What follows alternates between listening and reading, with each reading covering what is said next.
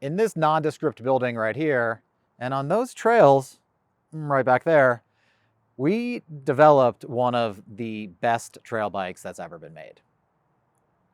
And I know that sounds unbelievable, but look, I've tested hundreds of bikes over the last 15 years, and I can honestly say that the Mayhem 140 is one of the best trail bikes I've ever been on. It is truly unique. I've never ridden a bike like it. I mean, I've ridden bikes that climb as well as this bike does, but those are all shorter travel bikes. I've ridden bikes that descend better, I guess, but those are enduro specific or downhill bikes or something. I've never ridden a bike that does both things this well. And I know that it's been said a lot. I mean, it's probably been said hundreds of times over the last 20 some odd years about trail bikes, but this is really delivering on it. And we're hearing this from the media too. We're hearing it from everybody who rides it. People are like coming back from rides and being like, how? How did you guys do it? How did such a small company like Spot sort of out-engineer the big brands in this quest to make the perfect trail bike without me needing to like flip any lockout levers or anything like that? So I sat down with Spot's lead engineer, Andy Emanuel, to try to explain some of this stuff. So why don't we just get into it? Let's roll the reel and see you in the workshop.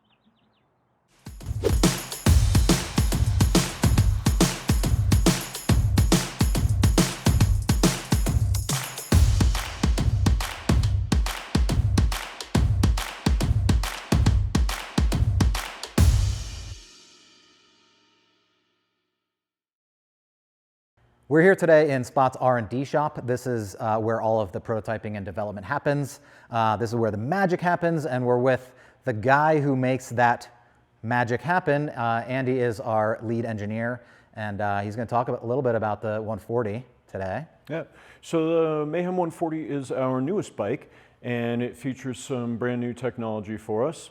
And lately it's been gaining a lot of recognition for having some really kind of special and unique ride qualities to it. Yeah. You know, what we're hearing people who ride and review this bike say, and they talk about how this is a bike that kind of does it all. It's feels like a short travel bike when you want a short travel bike, like in slower terrain or on climbs or, you know, just tighter technical areas. It doesn't feel like it's too much bike. It doesn't feel unwieldy. It doesn't feel like it's fighting you. And it doesn't feel super heavy. You know, it's very energetic, has a lot of great power transfer.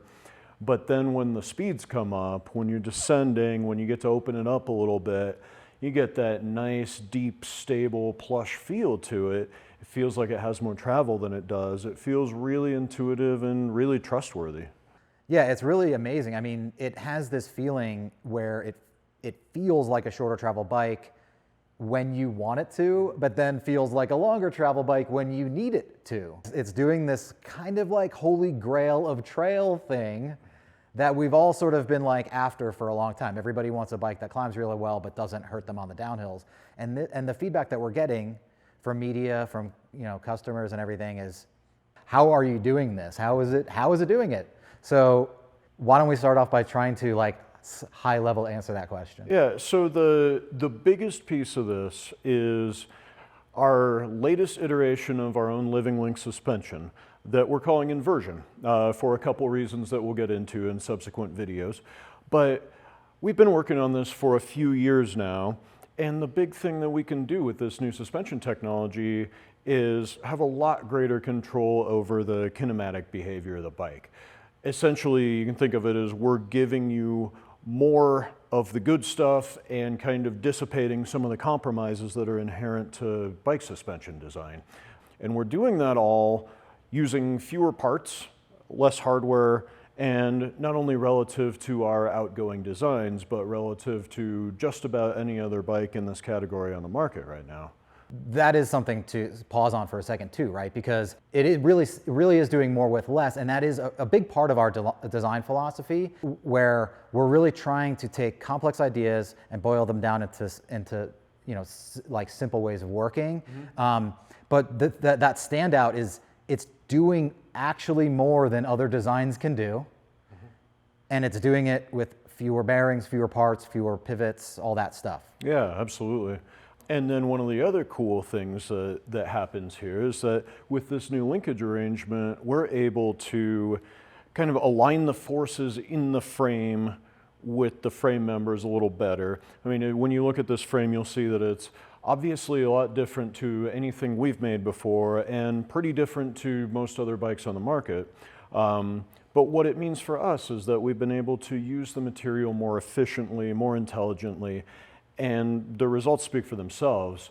This frame is 10% lighter than our outgoing Mayhem 130, yet it tests quite a bit stronger than our outgoing Mayhem 150. Yeah, it was kind of like, oops, we went and replaced 2 bikes instead of 1.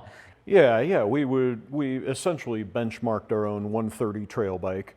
And when I built the first prototype using this new suspension system, we were pleasantly reassured that the climbing performance outperformed the Mayhem 130. Yeah. Absolutely did. It's more efficient, yet has more traction. The traction is key. But what was most surprising is that it was kind of giving the Mayhem 150 a run for its money on the descents. Yeah. And so we went back and tinkered around with the kinematics. We iterated some stuff on the prototypes, and we bumped the travel up to 140. And now what we found is that we didn't give away any of that climbing capability. It stayed the same. It stayed really awesome, great power transfer, great grip. But little extra travel meant that now we're PRing descents on test mules that, speeds we hadn't seen on our trail bikes before. Yeah. And so essentially this project evolved to the point where it took the place of 2 of our bikes. Yeah, which really puts a stamp on the whole Quiver killer thing. It's like, of course it's a little bit of a banned term. It's a little cringy, but it really did kill our own Quiver, which I don't know, poetic justice or something. But yeah, I don't know. So we talked about a couple things already. We talked about living link inversion, huge bonus. We talked about the frame structure. That's doing a lot to, that's another ingredient in this recipe. And then another one is the geometry. And, I kind of like to call it like civilized trail geometry because when you look at the geo chart itself, there's nothing really that stands out on there that says like, oh God, this thing's going to be a crushing descender, like there are other bikes that have slacker head angles. There are other bikes that have longer reaches and longer wheelbases and things like this. But we don't actually have to rely on some of those things in order to create a stable and intuitive ride. And, you start to get these diminishing returns on some of that stuff where you make a bike really long and then it's harder for people to steer and it doesn't feel as intuitive. And that's a really big factor in what we're trying to do with our bikes is make them intuitive from day one so you can enter that flow state, that state where everything is just perfect and time slows down and you're doing everything right and it's like you can anticipate everything on the trail. Yeah. It's like you have more time to do it, Yeah. Like with this bike you can actually get to that flow state more easily. Yeah. And you can stay there longer because it feels like an extension of your body rather than you having to muscle it around stuff, Yeah, you don't have to think too much about what the bike's doing. You can kind of look farther ahead down the trail and just feel more natural, feel more involved in the experience and less involved in managing the bike. But all of this was kind of borne out in a review Pink Bike did in that comparison test. Yeah. They pitted this bike against 7 other of the newest trail bikes on the market that are all kind of competing in this space. And we won the climbing portion of that comparison, and then we won the descending portion of that comparison. Yeah. And you're not supposed to do that. You're not supposed to be able to do that. Yeah.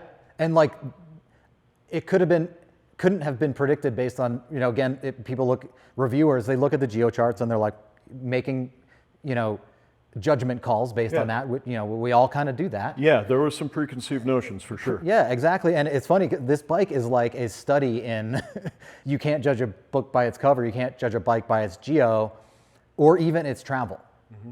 And that's been a really fun thing to sort of hear back from others on, and some of this validation is really cool to hear, because when I first hopped on this bike, I was like, oh my God, dude, this is really good. I've ridden a lot of bikes in my time as a tester previously, and it's only a handful of times where I in my life have experienced a bike that just feels that good right off the bat. And yeah, it's awesome to see that. And it's really cool to get that validation from the media and our customers out there who are appreciating the Mayhem 140. And we're gonna dive a lot deeper in on all this stuff. We've touched on some of the philosophy behind what we do here and why we make some of the decisions we do around geometry and suspension design and all that. So we're gonna go deeper on all this stuff. Yeah, and thank you everybody for watching. Stay tuned if you want to see more, because there's lots more to come. And leave comments below. Put some questions in there, and we'll do the best we can to include those and answer those in upcoming videos.